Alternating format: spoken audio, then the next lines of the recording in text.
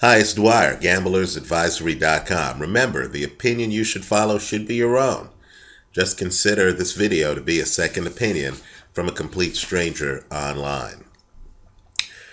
You know, this Alexander Povetkin Marco Huck fight, and I've already made a video, is generating a lot of buzz. People are comparing it to David Haye's challenge of Nikolai Valuev for Valuev's heavyweight title. Don't be fooled. These two are not analogous. Nikolai Valuev had very slow foot speed. I mean very slow foot speed. So David Haye, who had much faster feet than Valuev, knew that if he got in trouble, he could literally just walk away. He could stay outside. He could move. He could hide. In other words, he could offset size by just moving away, backing up, right? If he had his wits about him, getting hit by, let's say, a Valuev bomb, David Haye understood that he could literally just back away, right? Valuev took some time to get from here to there. Marco Huck doesn't have that option. Alexander Povetkin moves too well. Alexander Povetkin moves much better, has much faster foot speed than Nikolai Valuev. So that safety valve of, okay, I'll keep this in the middle of the ring. If he hits me, I'm just going to go across the ring and gather my thoughts. That safety valve's not here for Marco Huck in this fight. Let's go further. You know, the skill level is different, right? Ruslan Chagayev actually fought Nikolai Valuev and beat Nikolai Valuev, right? Ruslan Chagayev fought Alexander Povetkin, spirited contest. He lost to Alexander Povetkin. If you read his post-fight interviews, Ruslan Chagayev is very complimentary of Alexander Povetkin. Right? Alexander Povetkin, in my opinion, is a better boxer than Nikolai Valuev. In other words, forget the weights. This is actually a fight, right? Forget the weights for a second. You know, you really have to ask yourself, who's the better boxer? Is it Marco Huck or is it Alexander Povetkin? I would argue that it's Alexander Povetkin. Right? A little bit different. I thought Nikolai Valuev, because of his boxing skills, he was really getting by on size, and the fact that his opponents didn't really quite know how to deal with a 7-footer in the ring. But his boxing skills really left him vulnerable in a way that I don't believe Alexander Povetkin is vulnerable. I think Povetkin is a better fighter than a Nikolai Valuev. Finally, let me say this. People forget that apart from the Chagayev fight, I would argue that Nikolai Valuev actually lost another fight that was more important. I know that officially it went in the books as a win, right? But keep in mind, in analyzing fights, you can't go by what the judges said happened. You actually have to go by what your two eyes told you happened, right? What you saw, right? And I would say that Evander Holyfield's victory, in quotes, over Nikolai Valuev provided a blueprint on how to not only go the distance with Valuev, but beat him if you were a smaller man. Because in that fight, from the outside in, right, Evander Holyfield came in and fought the same fight that David Haye would later copy to take Nikolai Valuev's title, right? It's the same fight, folks. It's staying outside. It's playing an ambush game. By the way, credit to Holyfield, one of history's more underrated inside fighters, that, you know, he's so versatile, he was able to fight that fight from the outside, and I thought dominate the fight, win that fight by several rounds. The judges scoring that fight must have been the same judges, quite frankly, who scored last weekend's Tavares Cloud-Gabriel Campillo fight because I thought the judging was that absurd.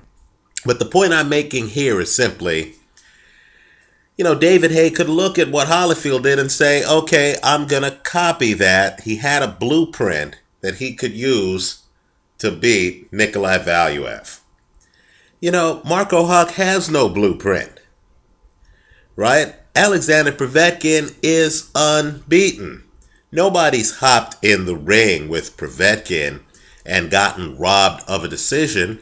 Some fighters, notably Eddie Chambers, early in their fight, looked good for stretches. But then after a stretch where the opponent looked good, Alexander Povetkin then went on to dominate the fight.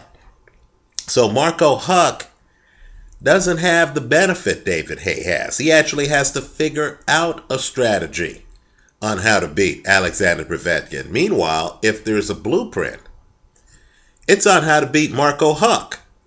Because I think we all know, again, forget these three blind mice judges who scored the fight, I think we all know that Denis Lebedev beat Marco Huck. Right? Not only that, forget the Lebedev fight. Steve Cunningham beat Marco Huck. Right? And in both fights, both guys had inordinate success shooting a jab. In other words, Povetkin can look at those fights and have more of a blueprint on how to beat Marco Huck than Huck can get looking at any fights that Povetkin has had. Let me also make a point too. We're in a day and age where athletes are doing really unprecedented stuff. Just the fact that I'm here talking about a cruiserweight, David Haye, becoming the heavyweight champion, really underscores how much of a leap it is. In other words, you can't look at the super athletes, the Roy Joneses, the David Hayes, and say, hey, a good cruiser can just gain weight and take the heavyweight belt.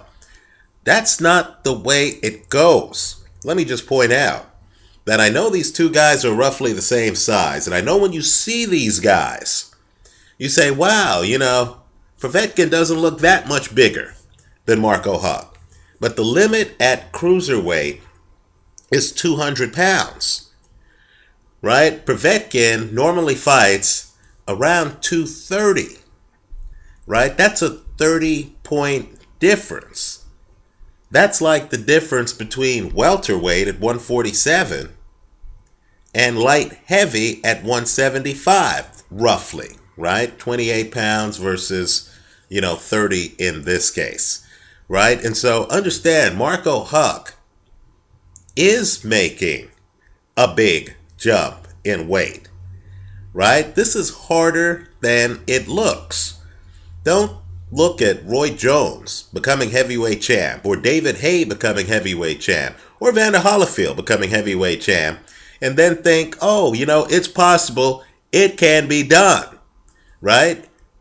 It's awfully hard. And let's remember David Haye's margin of victory, quite frankly, in the UK, where they allow you to bet online. I think online gamblers know that the bookies themselves had doubts on whether David Haye was winning that fight as late as the 11th round of that contest. And that was against a relatively immobile heavyweight champion. Right? So Marco Huck is going to have to deal with a big weight difference. And let's not kid ourselves. I know these guys have sparred before, but sparring isn't the same as being in the ring on fight night. We simply don't know what Alexander Povetkin was working on during his sparring session with Marco Huck. Right? He may not have been trying to win rounds during the sparring session. He may have been working on specific punches, cutting off the ring, things that might not have had him fighting his best. And that may have created the misperception with the Huck people that Marco Huck actually has a chance in this fight.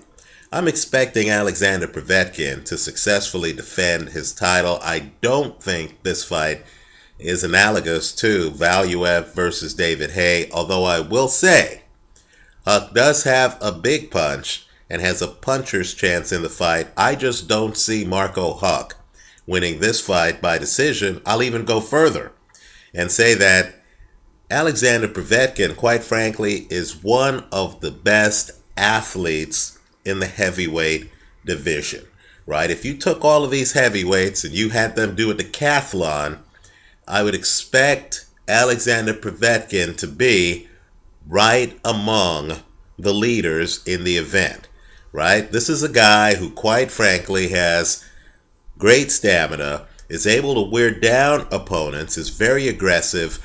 Opponents like Eddie Chambers have literally wilted fighting him in ways that Chambers did not wilt when he fought Vladimir Klitschko before getting stopped in the 12th round. In other words, you could see in the Chambers fight, by the time you get to the 9th round against Povetkin, Chambers is completely spent, right? And so what I believe is going to happen is I believe that by the time we get to the 6th, 7th, and 8th rounds of this fight, I'm expecting Marco Huck to be spent. I'm expecting Marco Huck to feel every pound of the size difference between these two men. Let me add one more thing too. You know, fighters can gain weight for one fight, right? They can say, hey, I'm going to go gain weight and fight at this higher division. You know, there's a difference between gaining the weight and properly carrying the weight, right? If you gain weight to fight a heavyweight, when you get to the 6th, 7th, 8th rounds, you're feeling the weight that you gain. That's why when you go back through history, the fighters who have jumped weight classes successfully, Roy Jones, who I mentioned earlier in this video, Roy Jones never weighed 200 pounds. Right? Roy gained about, 15, 20 pounds of muscle with the help of, I believe, Mackie Shilstone. Kept his quickness. Wasn't a heavyweight on fight night. Right? Was more of a cruiserweight on fight night. You go back to Sugar Ray Robinson fighting Joey Maxim for the light heavyweight title. And Sugar Ray Robinson didn't gain the weight to weigh 175. He actually gave away several pounds on fight night because he wanted to keep his quickness. He understood that if he gained the weight, he'd slow himself down. When Floyd Mayweather fought Oscar De La Hoya for De La Hoya's 154 title, and keep in mind, we don't even know what De La Hoya weighed on fight night because De La Hoya was one of these guys who wouldn't weigh, on fight night. So let's say De La Hoya, they were fighting for a 154 title. Really was 160, 165 on fight night. Well, understand, Floyd Mayweather on fight night was 150. He never even gained the weight to weigh 154 because he wanted to keep his quickness and his speed, right? If Marco Huck weighs in above 220, in my opinion, he'll be in trouble. Because if he weighs in above 220, you'll have to wonder what's going to happen if he doesn't get an early knockout. And he's there with a natural heavyweight who's a great athlete in the later rounds, right, under fire, having to deal with his extra weight gain. I think this is a big jump by Marco Huck. I think it's too big. I'm expecting him to lose the fight. I like Povetkin in this one. I don't believe this fight is analogous to Haye Valuev. Let me know what you think.